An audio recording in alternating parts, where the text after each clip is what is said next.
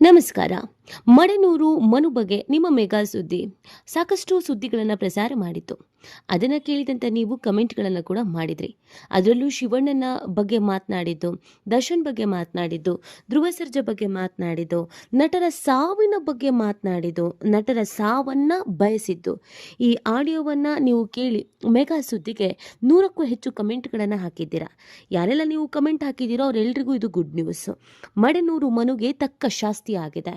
ಶಿವಣ್ಣನ ಸಾವು ಬಯಸಿದ್ದ ಮಡೆನೂರು ಮನುಗೆ ಜೀವನ ಪರ್ಯಂತ ಯಾಕಾದ್ರೂ ನಾನು ಆ ಥರ ಮಾತನಾಡ್ದು ಅಂತ ನೋವನ್ನು ಅನುಭವಿಸುವಂತ ಒಂದು ಶಿಕ್ಷೆಯನ್ನು ಇದೀಗ ವಿಧಿಸಲಾಗಿದೆ. ಮೆರೆದವರು ಇವತ್ತಲ್ಲ ನಾಳೆ ಮಣ್ಣಾಗಲೇಬೇಕು ಅನ್ನೋದಕ್ಕೆ ಇದೊಂದು ನಿಜವಾಗ್ಲೂ ಬೆಸ್ಟ್ ಎಕ್ಸಾಂಪಲ್. ಹಾಗಿದ್ರೆ ಮಡೆನೂರು ಮನುಗೆ ಏನಾಯಿತು, ಅಂಥದ್ದು ಯಾವ ಶಿಕ್ಷೆ ವಿಧಿಸಲಾಯಿತು ಅನ್ನೋದನ್ನು ಈ ವಿಡಿಯೋದಲ್ಲಿ ಕಂಪ್ಲೀಟ್ ಆಗಿ ಹೇಳ್ತಾ ಹೋಗ್ತೀವಿ. ಆದರೆ ಇಲ್ಲಿವರೆಗೂ ನಿಮ್ಮ ಮೆಗಾ ಸುದ್ದಿಯನ್ನು ಸಬ್ಸ್ಕ್ರೈಬ್ ಮಾಡಿಲ್ಲ ಅಂದರೆ ಈಗಲೇ ಸಬ್ಸ್ಕ್ರೈಬ್ ಮಾಡಿ. ಹೆಚ್ಚಿನ ಮಾಹಿತಿಗಾಗಿ ಬೆಲ್ ಐಕಾನ್ ಪ್ರೆಸ್ ಮಾಡೋದನ್ನು ಮರಿಬೇಡಿ. ಎಸ್, ಮಡೆನೂರು ಮನು ಎಲ್ಲ ಅಂದುಕೊಂಡಂತೆ ಆಗಿದ್ರೆ ಸ್ವಲ್ಪ ವರ್ಷಗಳ ಕಾಲ ಇಂಡಸ್ಟ್ರಿಯಲ್ಲಿ ಅದೊಂದು ಇದೊಂದು ಸಿನಿಮಾ ಮಾಡ್ಕೊಂಡು ಇರ್ತಿದ್ನೇನೋ. ಆದರೆ ದುರಹಂಕಾರದ ಪರಮಾವಧಿ ಆತನ ತಲೆಗೇರಿದ್ರಿಂದ ನಾನು ಹೀರೋ ಆದೆ, ನಾನು ಕಾಮಿಡಿಯನ್ ಆಗಿದ್ದೆ, ನಾನು ಕಾಮಿಡಿ ಕಿಲಾಡಿಯಲ್ಲಿ ವಿನ್ ಆಗ್ಬಿಟ್ಟೆ ಅಂತ ಯಾವಾಗ ಆತನ ತಲೆಗೆ ಆತನ ನೆತ್ತಿಗೆ ಈ ದುರಹಂಕಾರ ಅನ್ನೋದು ಏರ್ತೋ ಅವತ್ತು ಅವನ ಕೇಡುಗಾಲ ಶುರುವಾಯಿತು ಅಂತ ಹೇಳಿದ್ರೆ ತಪ್ಪಾಗ್ಲಿಕ್ಕಿಲ್ಲ. ಆತ ಮಾತನಾಡಿದ್ದು ಅಂತ ಹೇಳಲಾದ ಒಂದು ಆಡಿಯೋವನ್ನು ಆತನ ಪ್ರೇಯಸಿ ಮಿಂಚುನೆ ಶೇರ್ ಮಾಡ್ಕೊಬಿಡ್ತಾಳೆ. ಅದೇನು ಅಂತಂದರೆ ಆ ಆಡಿಯೋದಲ್ಲಿ ಆತ ನಾನೇ ಇನ್ಮೇಲೆ ಹೀರೋ, ನಾನು ಇಂಡಸ್ಟ್ರಿನ ಆಳ್ತೀನಿ, ಶಿವಣ್ಣನ ಕತೆ ಮುಗೀತು, ಇನ್ನು 6 ವರ್ಷ ಅಷ್ಟೇ ಮನುಷ್ಯ ಸತ್ತೋಗ್ತಾನೆ, ದರ್ಶನ್ ಕತೆ ಅಂತೂ ಮುಗ್ದೇ ಹೋಯ್ತು, ಅವನಿಗೆ ಕ್ರೇಜೇ ಇಲ್ಲ, ಇನ್ನು ಧ್ರುವ ಸರ್ಜನ್ ಕತೆನೂ ಅಷ್ಟೇ, ಆದರೆ ನಾನು ಇಂಡಸ್ಟ್ರಿನ ಆಳ್ತೀನಿ ಅಂತ ಹೇಳಿದಂಥ ಒಂದು ಆಡಿಯೋ ಸಾಕಷ್ಟು ಸೋಷಿಯಲ್ ಮೀಡಿಯಾದಲ್ಲಿ ಹಲ್ಚಲ್ ಎಬ್ಬಿಸಿತ್ತು. ಅದರ ಜೊತೆಗೆ ಸಾಕಷ್ಟು ವಿವಾದಗಳಿಗೂ ಕೂಡ ಕಾರಣವಾಗಿತ್ತು.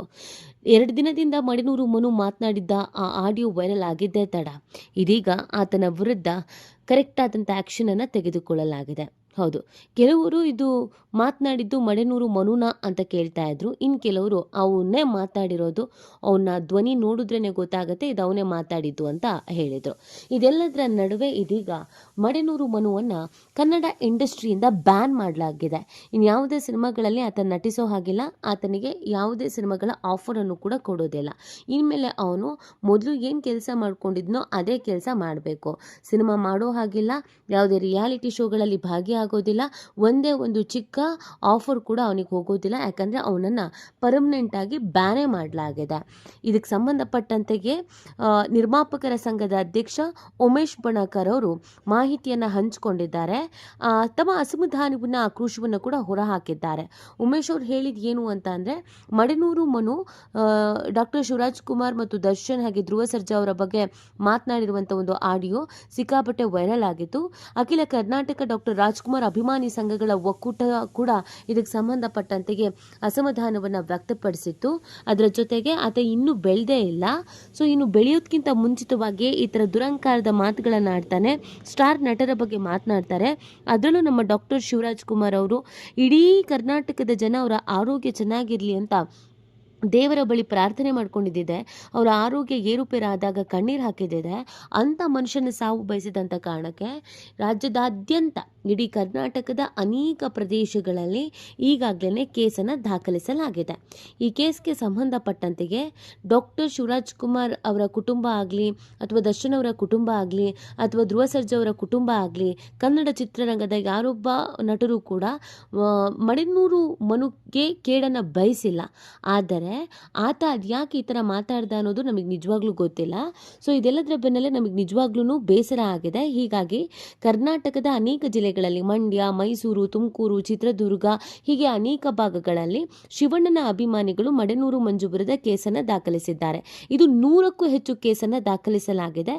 ಹಾಗಾಗಿ ಆತನ ವಿರುದ್ಧ ಸ್ಟ್ರಿಕ್ಟ್ ಆದಂಥ ಆಕ್ಷನ್ ಆಗಲೇಬೇಕು ಅನ್ನುವಂಥ ಆಗ್ರಹ ಕೂಡ ಆಗಿತ್ತು. ನಮ್ಮ ಇಂಡಸ್ಟ್ರಿಯ ಅನೇಕ ನಟರು ಕೂಡ ನನ್ನ ಗಮನಕ್ಕೆ ಇದನ್ನು ತಂದಿದ್ರು. ಈತನ ವಿರುದ್ಧ ಆ್ಯಕ್ಷನ್ ತಗೊಳ್ಳಿಲ್ಲ ಅಂತಂದರೆ ಕಷ್ಟ ಆಗುತ್ತೆ. ಸಿನಿಮಾ ಇಂಡಸ್ಟ್ರಿಯಲ್ಲಿ ಈ ಥರ ಮನಸ್ಥಿತಿಯವರು ಇರೋದು ಸೂಕ್ತ ಅಲ್ಲ.